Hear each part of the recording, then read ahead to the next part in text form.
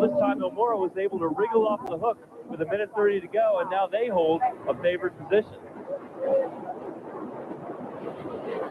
not going to have it. They call to each other. Like the morning appointment 7.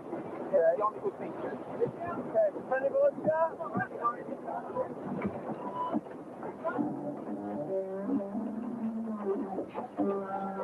Game here is to get up to full speed. KR makes his move first, and he'll be going faster when the gun goes off. Go down below the line. 20. 17. 14. 13.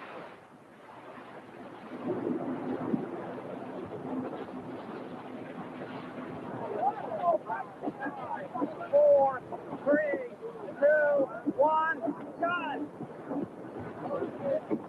Another clean start and another good job by Dellenbaugh.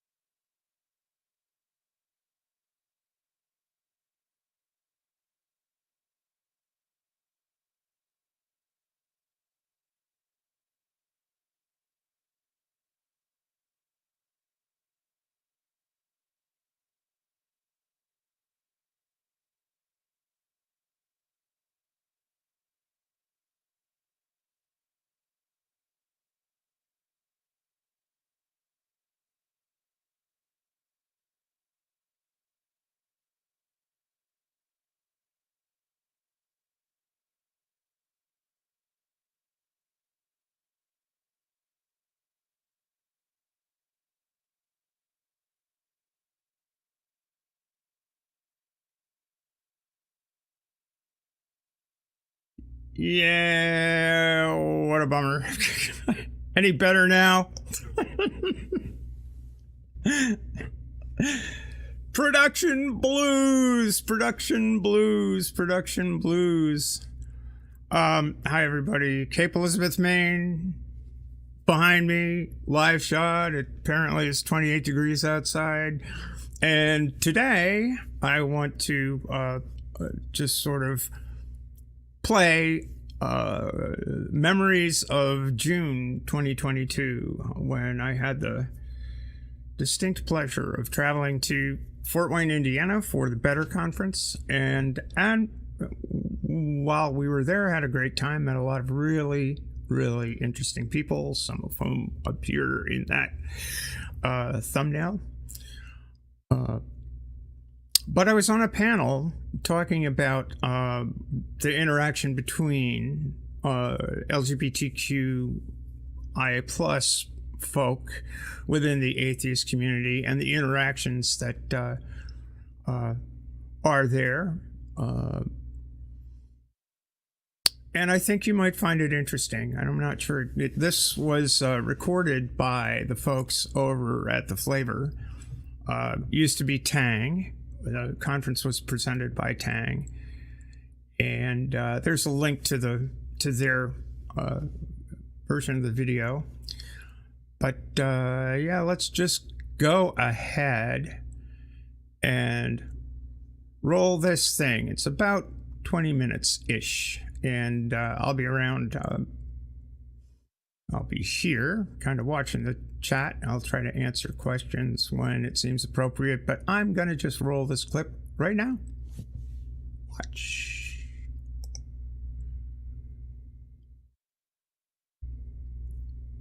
I think I'm going to roll it.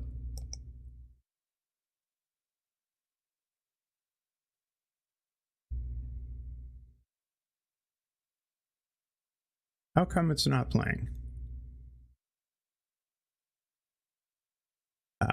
I see why.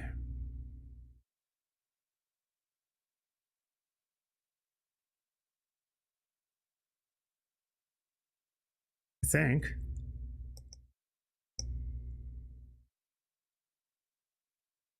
Oh, for crying out loud.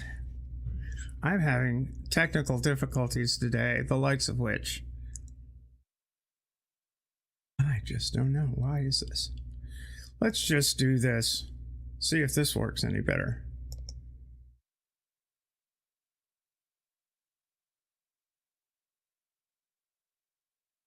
Damn.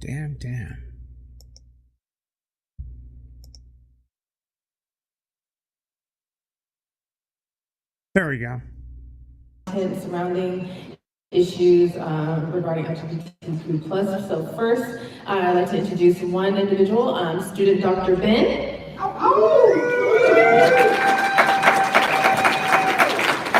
is actually a student and trying to become a doctor.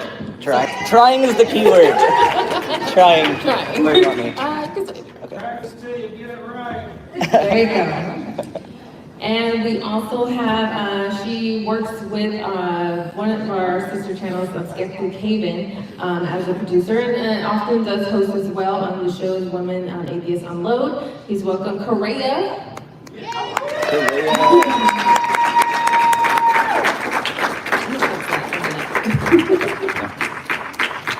Hello. Hello. And you'll see this other individual that frequently I guess sits in on Neil the 604 Atheist after party shows. Stephanie.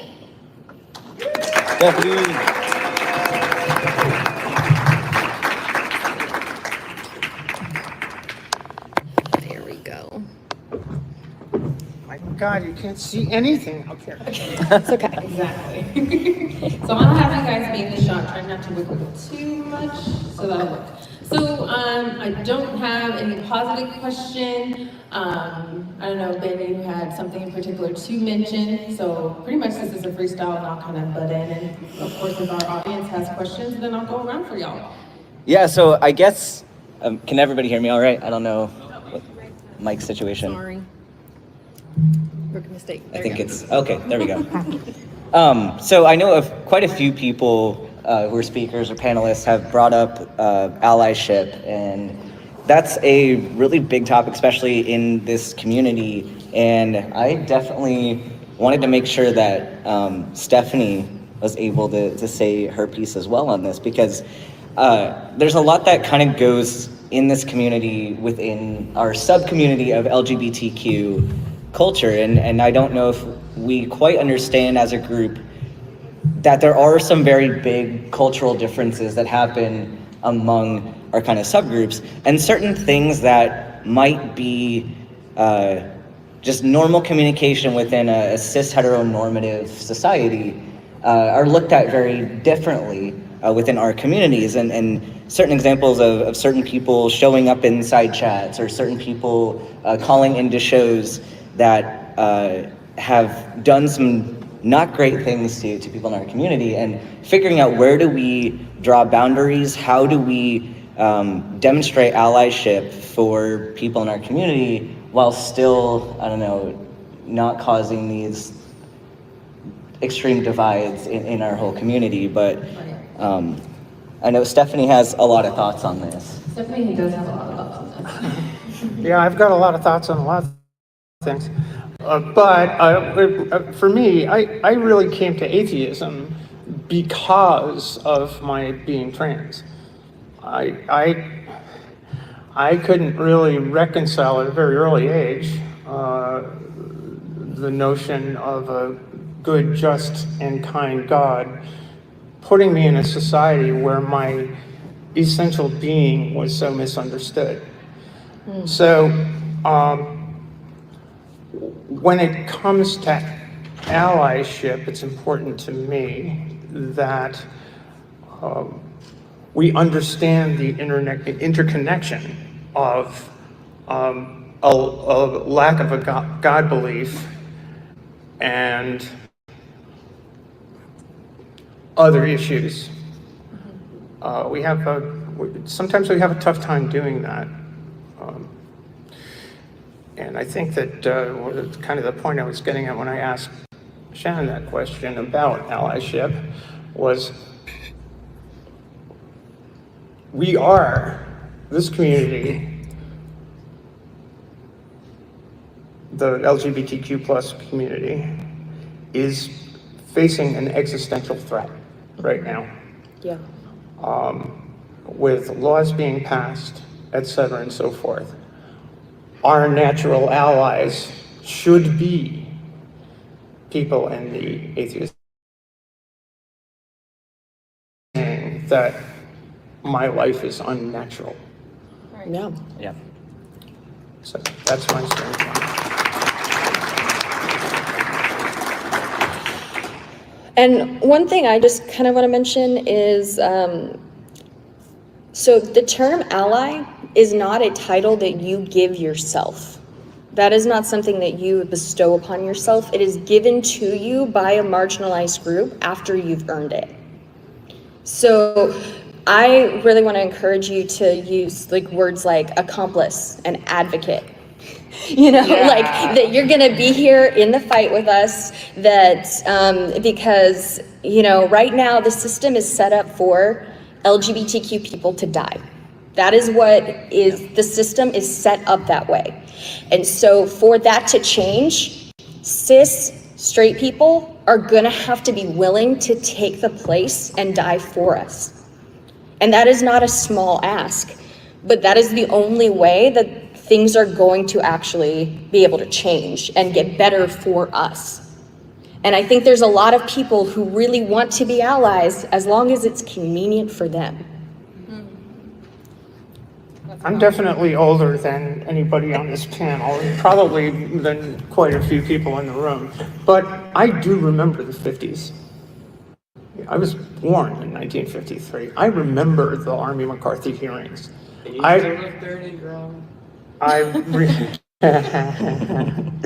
all gonna get her at some point. But I remember those days. I remember them very, very clearly. I remember the lavender investigations, where queer people were hounded out of government service, where a national hero in Great Britain, Alan Turing, was literally killed for his being gay.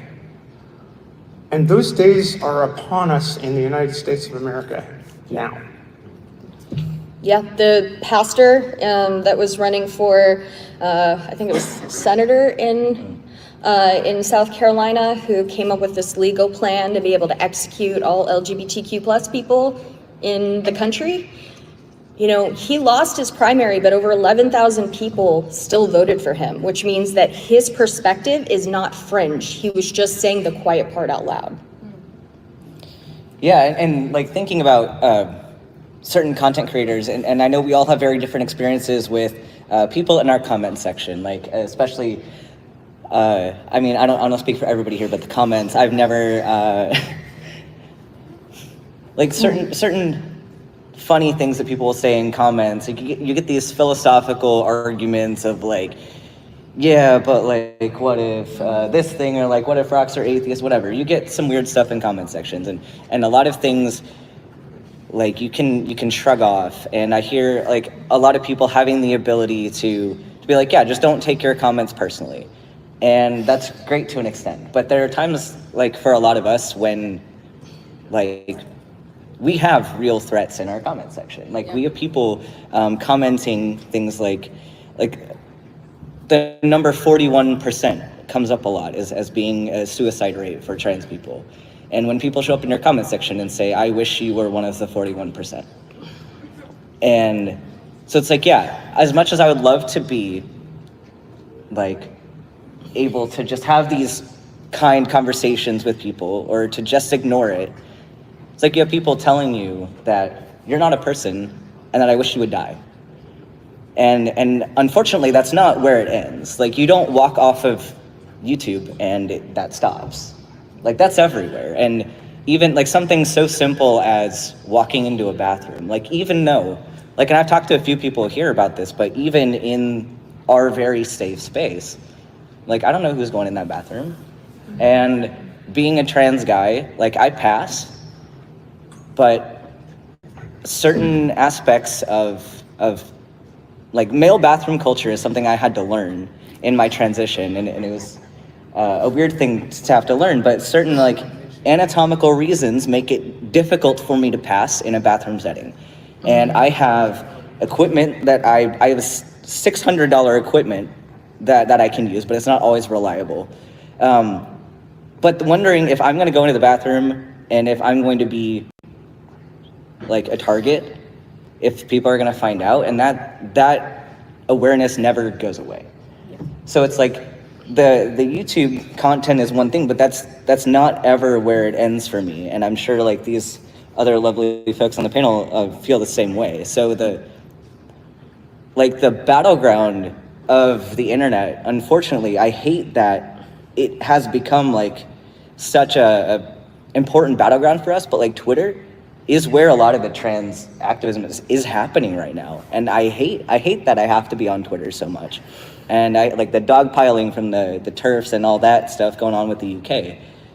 But like for a lot of us, this isn't just a fun thing that we do. Like it often kind of has to be like our battleground is on the internet right now. I want to dive back a little bit to what I think either Karayah or Stephanie, but I think all three of you in your own individual way, because, and this is kind of, and I hope you don't mind me sharing this, Ben, because we kind of discussed it in the Discord like a month back. It was public, so I hope that's okay. But it was a discussion about, well, something I know was mimicked to me from my immediate family, just in regards to the challenges between civil rights movement and LGBTQ movements and everything now. And something that was said to me, even from my immediate family, I'm Black, would say the fight is not the same.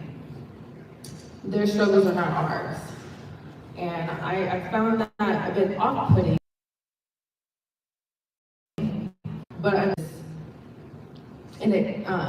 my sense of it was off-putting only because I think a conversation we had on our Discord was having to strive to put each other in our shoes. And you know, that kind of phrase, like, put yourself in other people's shoes just to get a better understanding or empathy of them. But we realistically cannot do that. Never. All we can best do is not say we understand, because you truly, I would never understand Dr. Ben. I would never understand what Stephanie has gone through. I never understand what Karayah has gone through. And they would never understand what I've gone through as a Black woman. And that's okay, because no one can realistically understand that unless you're the person. But the key is to have the empathy. But marginalization is marginalization. Exactly. Exactly. The key is to have that empathy. And to know that, and like you were saying, Karayah, the way we earn that is to be, when it, even if it's not convenient for us, to be in that fight with you. And to promote that and elevate that. Just as, you know, Black women in general, we have our own fight. Black people overall, we have our own fight. Many other marginalized groups have their own fight. We need, you know, the appropriate people to inconvenience themselves to be in the fight with everyone else. I think it's worth pointing out that one of Dr. King's key people in the movement was Bayard Ruskin, I think, a gay man. A lot of people don't know that. Yeah. But he saw the fight for social justice and racial equality as his fight as a gay man too. I mean, you could see that with like what is happening with Roe, that like it is not a coincidence that as the like most like crazy anti-LGBTQ bills are being passed, that they're attacking bodily autonomy on several different fronts. Yeah, like yeah, it's all connected. The Texas is a good example. The first two bills that were introduced in the Texas legislature that attracted national attention were banning trans kids from sport, or, effectively, at least they can't compete in their identified gender, their self-identified gender, and the abortion bill. They were introduced on the same day. Yeah. Yep, it is all. So I want to, well, of course I'll go around and ask if anyone in the audience has any questions. And Karayah, you might be my timekeeper because I can't watch my own phone. What time is it from? 15:42. No, on your phone, actual time. 1:08. Okay, great. If anyone has any questions in the audience, I'll come around, of course, with the mic. I can kind of see, okay, I see you, Catherine. I remember your name.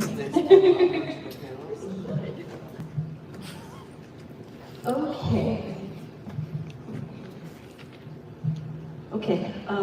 First, Stephanie, I want to personally offer you an apology. I'm a little younger than you, but not much. And as a second-wave feminist who spent my youth and young adulthood trying to force that the course of women could be chemists, because I wanted to be a chemist, I was kind of baffled by transgender issues because I thought, what's going on with my genitals shouldn't have anything to do with the rest of my life. I should be able to live my life the way I want to live my life. And so I couldn't get anything about being transgender. And it's taken me a long time to educate myself and realize I was wrong. And so I want to personally apologize for my blindness in the past. Okay, secondly, I'm curious, it seems like there's a generational difference, and it's not absolute by any stretch of the imagination, but there does seem to be a generational difference in acceptance of LGBTQ people between my generation and maybe the folks that were born shortly thereafter and the younger people who are high school, college age. Some of my favorite people are young white men. Do you see that generational thing? Do you think this is an extinction burst from the old patriarchy that's trying to push through stuff because they fear the future? I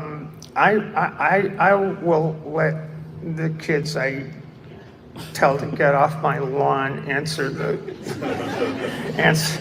speak to generational stuff. I mean, certainly our culture has evolved to be more accepting over the course of my lifetime. I mean, it went from 1953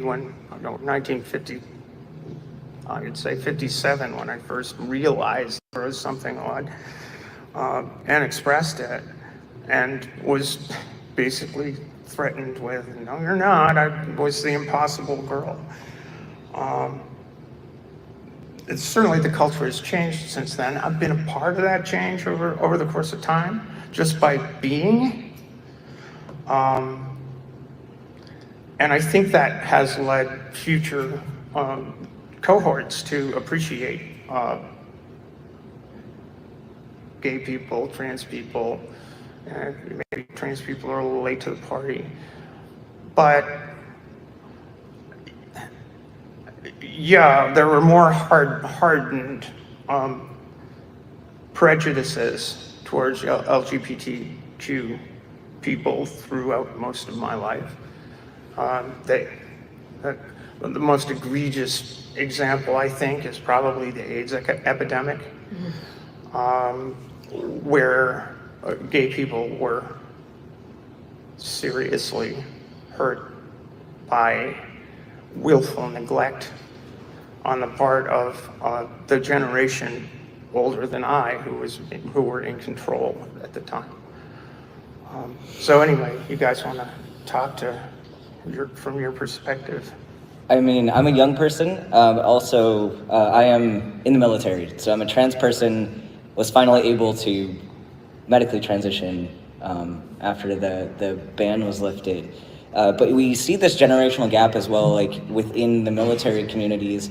You have the older generations in the Army who are very much more conservative, very hesitant to change what they've been doing for this long. And then you have this younger generation who just getting back from an Army training where I came out to my entire platoon just because it came up in conversation. And every single person was supportive. And yeah.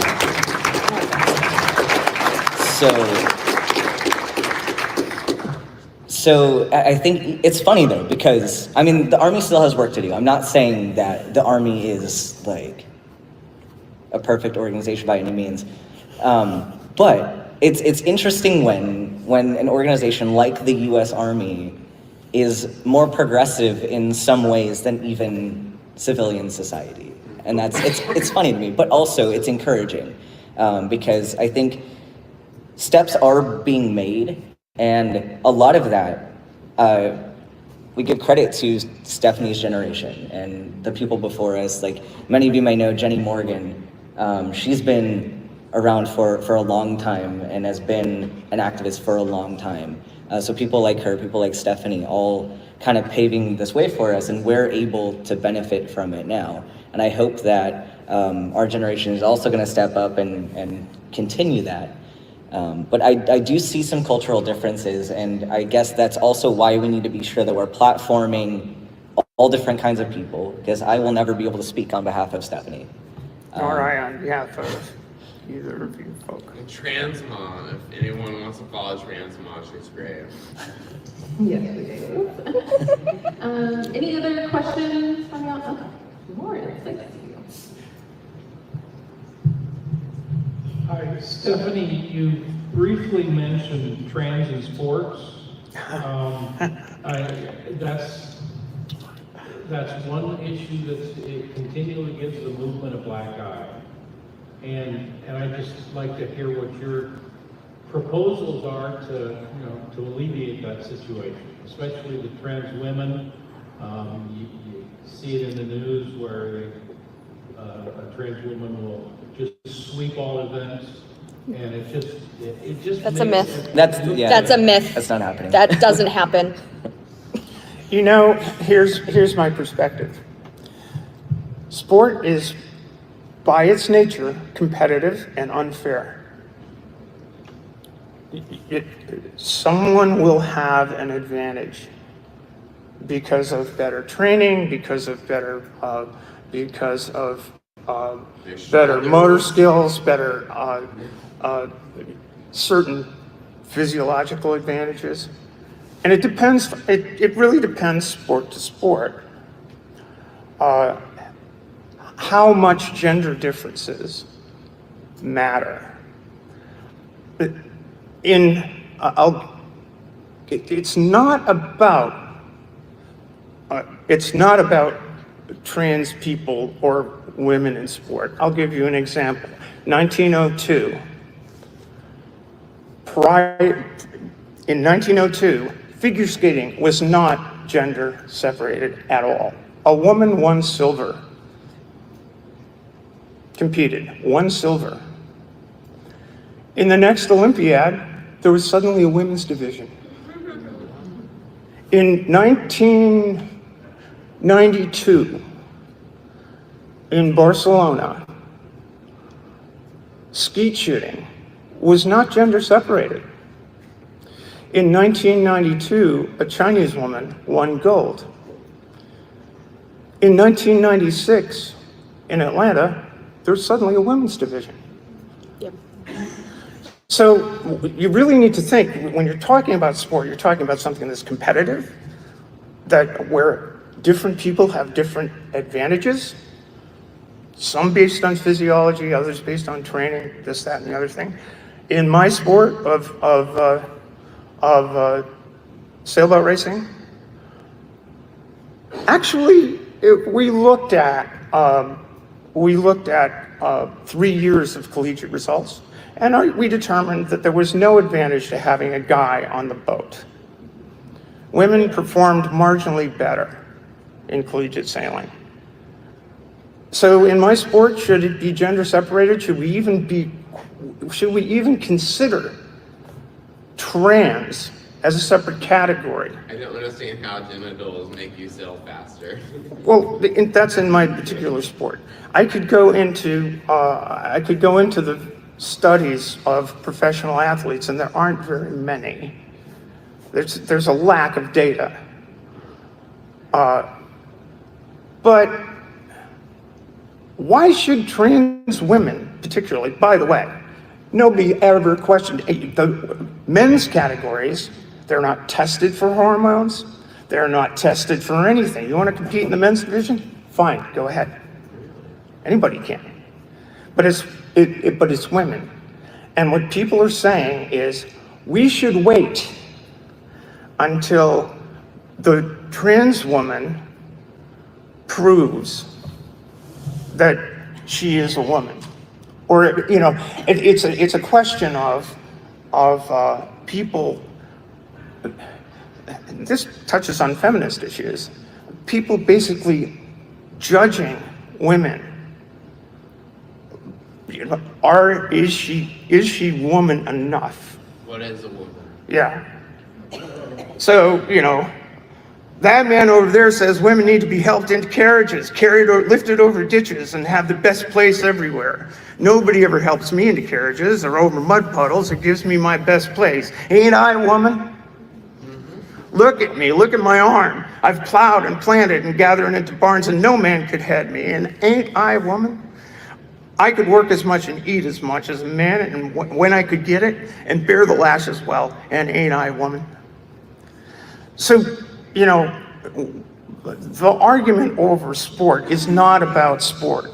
It's about perceptions of who's a woman. That, by the way, that's Sojourner Truth. I just did. Hi.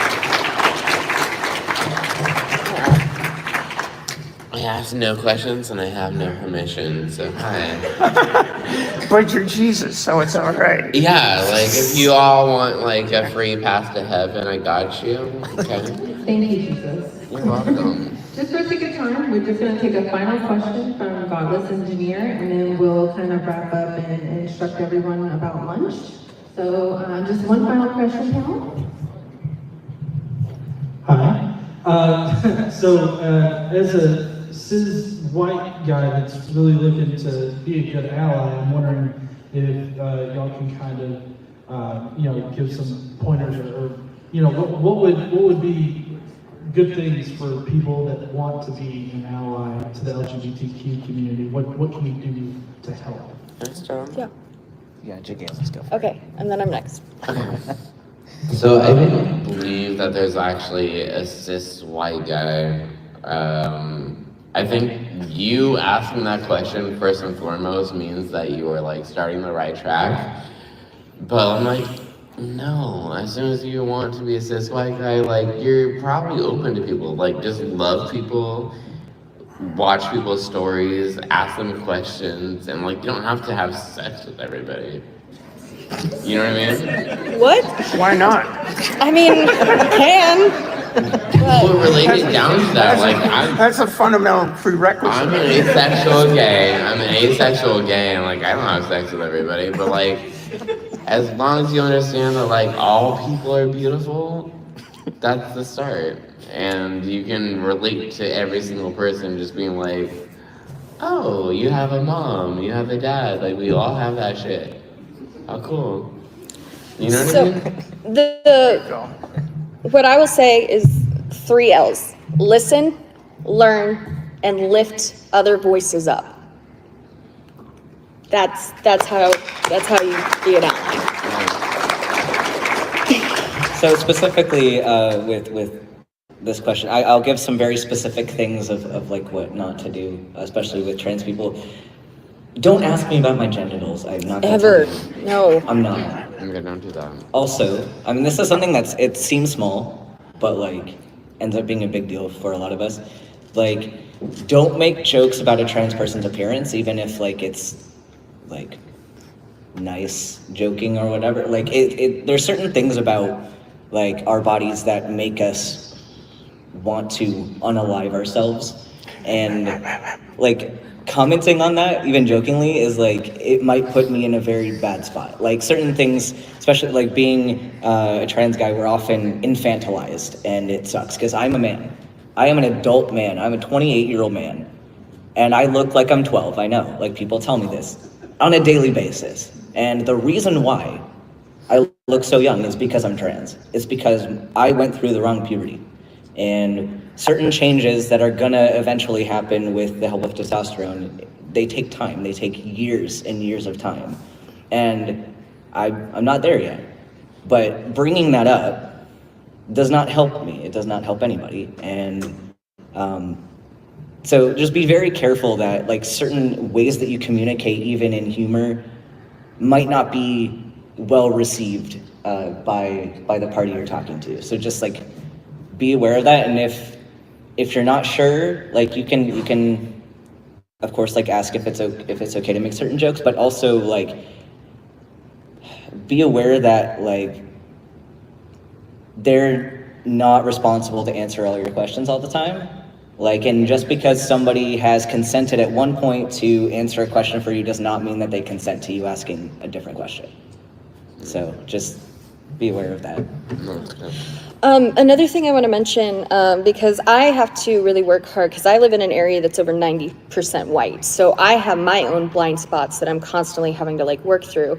And so I have this chart that kind of talks about like the different stages for like racism, and like being a blatant racist versus trying to be a performative ally to like genuine being an abolitionist. How do you say this word? Abolitionist. Abolitionist. Abolitionist. Fuck. Yeah. Oh, and this is on YouTube forever. Yay. But that like under the performative ally, there's one that says, if they want our help, they should be nicer or more respectful. No.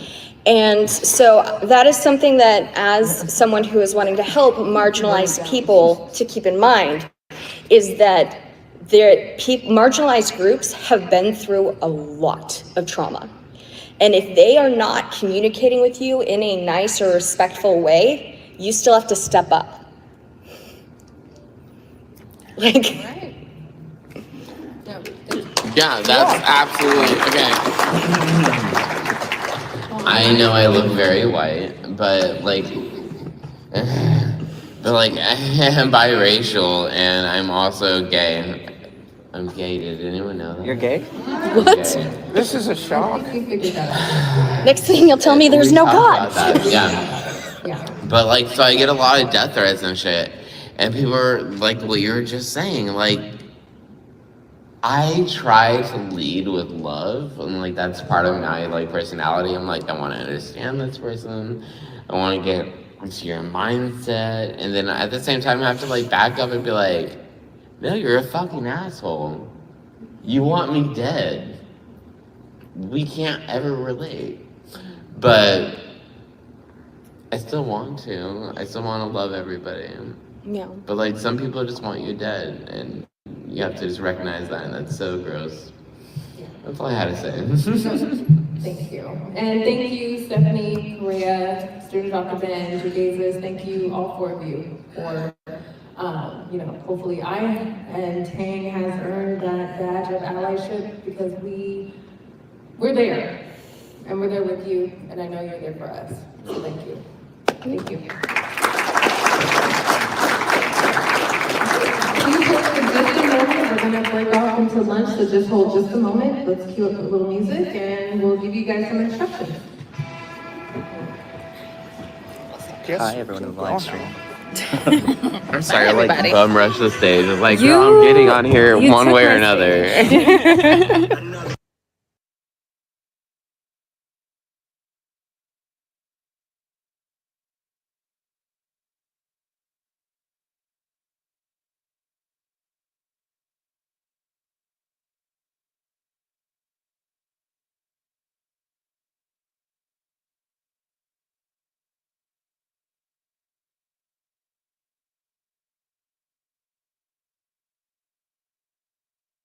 Good old mute. Yeah.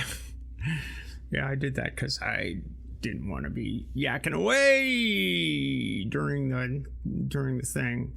But yeah, that was a really wonderful place to be at that time. It was all kinds of fun. And yeah, you do want to get together and meet the folk. Smoke a joint, bum a smoke, do what you do. Thanks for coming, everybody, today. I really appreciate it. And you know, if you like what I do, I'd appreciate your support. Like, subscribe, share, and stick around. Oh, and of course, tune in later tonight, 9:30 tonight, I believe it is, Maya Adkisson's channel. Her celebrating her 1-year anniversary and 500 subs. So be sure to tune in for that. I know that Hive Sci, Bree, and I will be there. A whole bunch of other people, of course. Dr. Tapioca Weasel, and you know, there should be merriment. Bring your own. And join us tonight again on Maya's channel for that. And I guess we'll see you around the race course. Bye. Let's see. We'll just do this again, shall we? See if it works this time.